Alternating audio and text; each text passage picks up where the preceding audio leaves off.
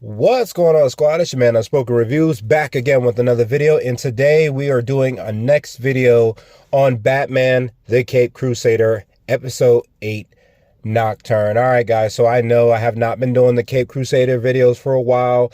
The Penguin videos have had my attention, for the last couple weeks. Can't help it. It was a great show. If you have not watched it, it is on Max. It is one of the best superhero television I have watched in a very long time, probably since Daredevil. I can't lie, the show was just awesome. I enjoyed it, and I decided to put all my other projects on the back burner and just focus on that show. And I hope you guys enjoyed the videos. They are down in the review in the channel, so you guys can check them out when you have the time. All right guys, so this episode 8, heavy on the Bat Family Easter eggs. There were a lot of Bat Family cameos here in this episode, not naming the characters by their vigilante names, however more towards their actual names, but I was very interested to see how they were putting them all in this series. I'm glad they kind of added them in there. I'm glad we didn't just skip over them and just make this all about Batman. I'm perfectly fine with it being all about Batman, but I like how they kind of show how these characters may possibly have some effects later on down the line. Some had more of an effect than I expected, but we'll get to that as time goes on. I'll definitely be mentioning each of the characters as we go along with the review, and you guys just sit there. There were some things that did happen in this episode that still affected the overall narrative of the series, but for the most part, this was still another one of those filler episodes. Didn't bother me at all. There were some deaths that did take place in this episode where I kind of was just kind of like, did they really die from that? But it's just a show. All right guys, so the episode does start with two kids that do just wake up out of bed. These two characters are Dickie and Jace, aka Jason, and yes, these are cameos to Dick Grayson and Jason Todd respectfully. You guys do know Dick Grayson. He is the very first Robin, the eldest of the Bat family, and to some people he is the best Robin, and he eventually ends up becoming Nightwing.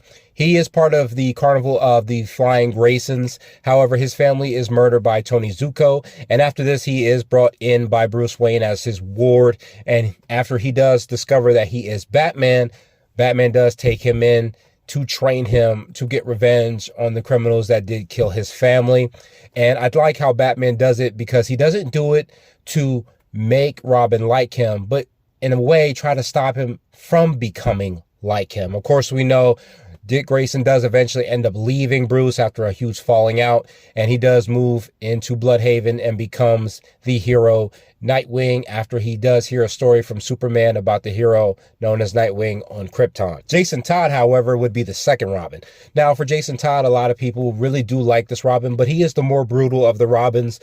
He was kind of found on the street by Batman after he was trying to steal the hubcaps off the Batmobile, which I thought was hilarious. However, Batman, feeling some kinship for him, does bring him in and takes care of him, and he ends up becoming Robin in a way to help him deal with his pain. Jason Todd, unlike Dick Grayson, come from a good family background. His mother, I believe, was an addict or something like that. And I do think they crossed paths with her somewhere down the line in the comics. I'm not exactly sure. Let me know in the comments. But eventually, after he becomes Robin, he is way too brutal. And he even goes out on his own to try to confront the Joker without Batman. Serious mistake, as the Crown Prince of Crime ends up getting, the edge over him, ends up killing him with a crowbar. And this really does hurt Bruce for a very long time. However, after Talia finds out what happens to him, she does recover his body, puts him in the Lazarus pit. He does return. However, Jason is not the same after this, and he does adapt the name of the Red Hood. Now, the Red Hood's a little bit different than Robin. We know if he's much more brutal. He was already brutal before. But this one, he actually is much more of a killer than he is just a vigilante. He actually uses guns, and he kills criminals. He does not beat them to a pulp and arrest them and leave them for the police. This dude actually ends criminals. And he does have a really bad fallout with the rest of the Bat family, as no one has taken revenge on the Joker for what he did to him. So Dickie and Jace do happen upon a carnival, wink wink, and they are really excited about this carnival. However, a young girl does appear behind them, and she just comes out of the darkness, and she kind of tries to challenge Dickie into going into the carnival and petting a goat, which he does do, and they go deeper into the carnival, and the two of them end up disappearing behind a doorway, and we don't exactly know what happened. Cue the opening credits of the episode.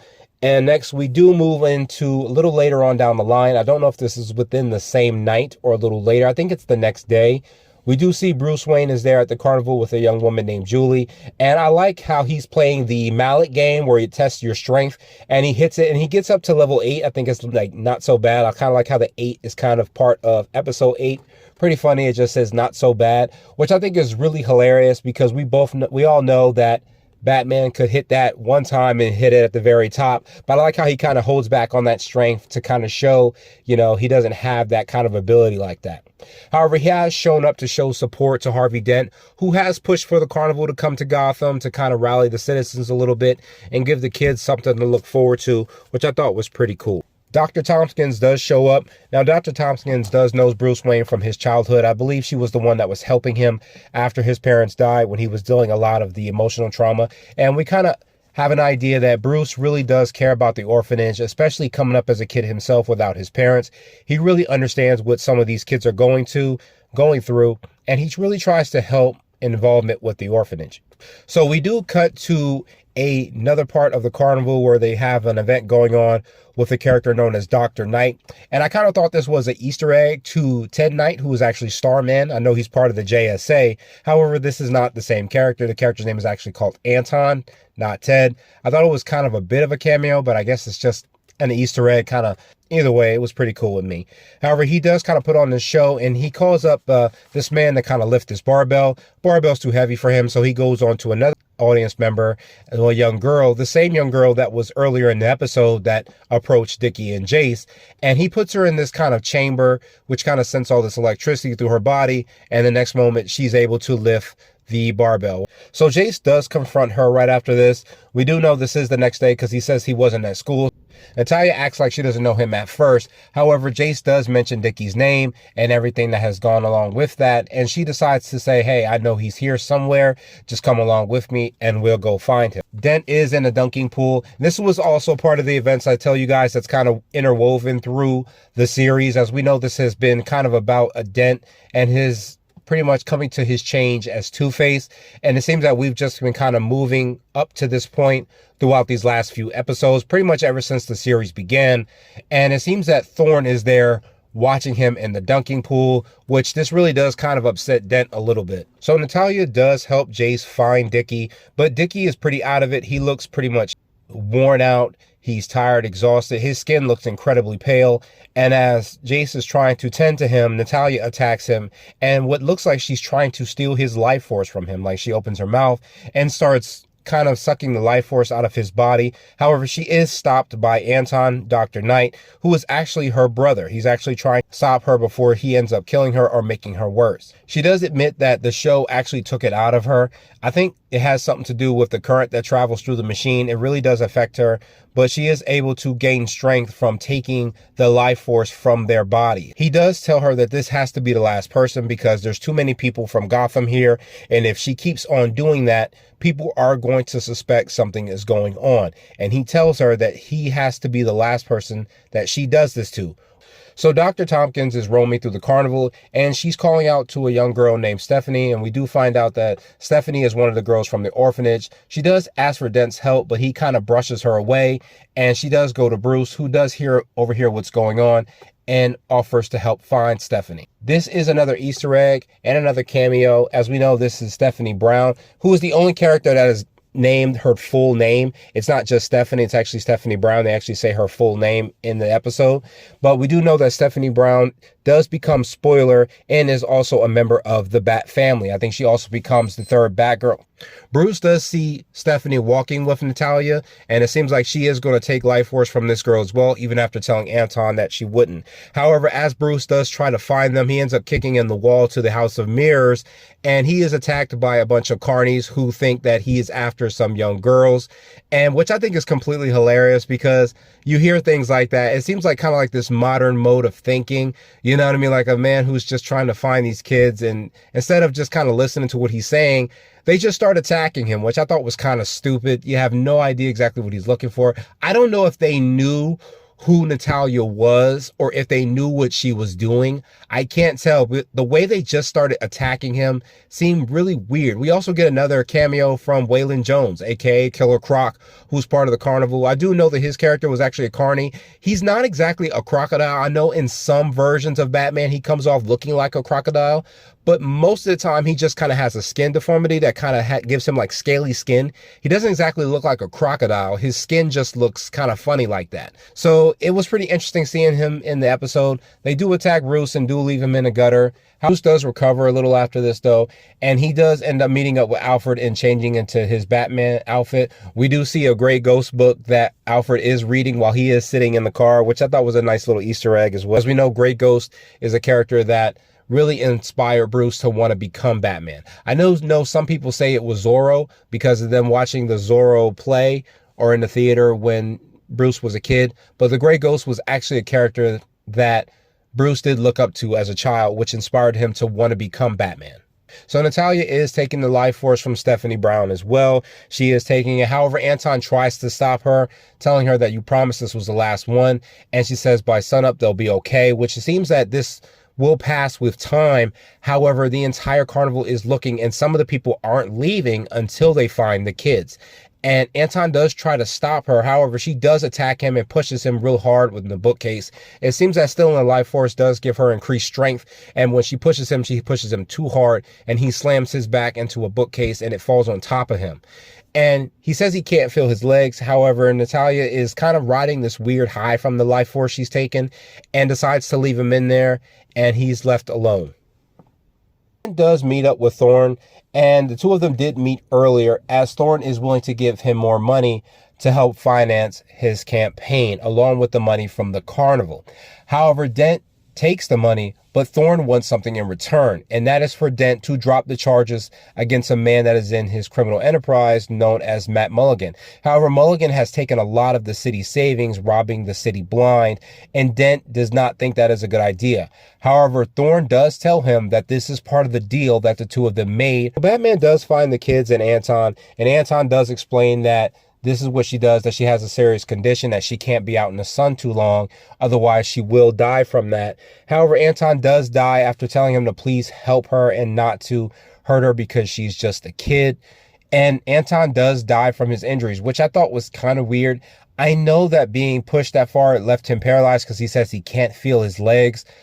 I just didn't understand how he died from that. I guess maybe not getting any help the entire time would lead to his death. But it just kind of threw me off that his character died the way he did. I thought that was kind of weird. He does end up finding the young girl, Carrie. Once again, another Bat Family Easter egg, as this is actually Carrie Kelly, who is another Robin. I do not have a lot of extensive knowledge with Carrie Kelly. She's not really one of my favorite Robins. You know, it's not like I have an issue with her at all. I just never really understood her. I know she does come from a different background than the others, whereas she kind of sought out Batman to want to help him after he ended up helping her from some type of attack of mutants or something like that. Maybe I could be wrong. Let me know in the comments. But she's not my favorite of the Robins. But she is off on her own, and she is shooting a slingshot, which I think I did see her use as a Robin once before, which I think is the weirdest weapon you can use. I mean, I even thought it was weird in the Gotham Knights game, but you know what? Hey, whatever. But she is shooting a slingshot at a bunch of cans, and Natalya does end up finding her. And what I find very interesting is Carrie is trying to act like she's this hard, but she's just kind of like this 10 or 11-year-old girl shooting cans with a slingshot and saying that she's going to go after the person that's kidnapping all the kids, which I thought was very hilarious to even think that you would have the kind of brass balls to go after someone like that. But okay. It does attack Carrie and tries to take her life force, which I think is very interesting. But Carrie ends up putting up a decent fight. She ends up putting up a fight and getting away from Natalya before she can kill her, or at least wear her down. And the two of them are running through the woods, but Natalya ends up fighting her. And as she gets ready to finish her off, Batman does appear and try to stop her. However, she's gotten way too strong from all the life force she's taken and pretty much puts Batman in a bind, which I find very interesting. I guess an argument could be made that he's trying to hold back because he doesn't want to hurt her as a kid. She even plays possum a little bit and tricks him after he attacks her, and she ends up getting the advantage on him, which I thought was very foolish of him to drop guard. But knowing where Batman and Bruce Wayne came from, it does make sense where he would let his guard down around kids like that. She is starting to steal his life force. However, Carrie does end up using the slingshot to disrupt her a little bit, and as Natalya gets ready to attack Carrie, Batman does reveal that Anton did die. This does affect Natalya a lot, as she did not expect him to die from that attack. and rising after this, and you see her skin starts burning, and Batman does try to protect her by getting her out of the sun, but she doesn't want his help as she feels guilty for killing her brother. However, Batman still tries to help her anyway. And really thought was funny is that Carrie tries to say that she does deserve to die for everything that she did. However, knowing Batman that that's not who he is, he still helps her anyway. And all three of them go back to the carnival together. And I couldn't necessarily be mad at Carrie's thinking in this moment. I think anyone who was attacked like that by someone would not have that initial thought of forgiveness in their mind, especially after they had to fight for their life in order to survive. So I wasn't exactly mad at Carrie for feeling that way. So we do cut to the next day. The kids have recovered. They seem to have gotten all their strength back. And I thought it was pretty cool seeing all the members of the Bat family as children just sitting there laughing together. I don't believe that these actual characters will become their respective vigilantes in the future. Who knows? Anything can happen. Anything's possible. But I just thought it was pretty interesting how you see all of them together. We do cut to a courtroom scene, and it seems that Dent decides to go back on his word with Thorne and decides to pursue and push the charges further on Mulligan, which Mulligan tells him that he will pay a price for that, which I thought was pretty ballsy on Dent's behalf. I know that he really wanted to help this city, which I find very interesting that he threw in with Thorne, but then decided to take it back. I mean, if you were going to do that, brother, you should have gave the money back, because the next thing you know, he's in the stall using the bathroom, and Tony, which is actually, I think might be an Easter egg to Tony Zuko, possibly, you know, Tony, who was actually a member of Thorne's organization. We do see him in the courtroom, and he meets him in the bathroom and does throw a canister of acid on Dent's face, thus beginning the origins of Two-Face. All right, guys, so this was a pretty interesting episode. Like I said, it seemed like another filler. Pretty cool that it had some Easter eggs in there, but we do know that the major events that have been taking place throughout the series are still interwoven in this episode. Didn't bother me at all. I am interested to see what happens with Dent. You know, you do know that based off, if you follow the character's origins, he more than likely is going to go after Thorne and all his people as in an attempt to get revenge on them for what they did to him. Wouldn't surprise me, because I think that is what's supposed to happen in the next episode.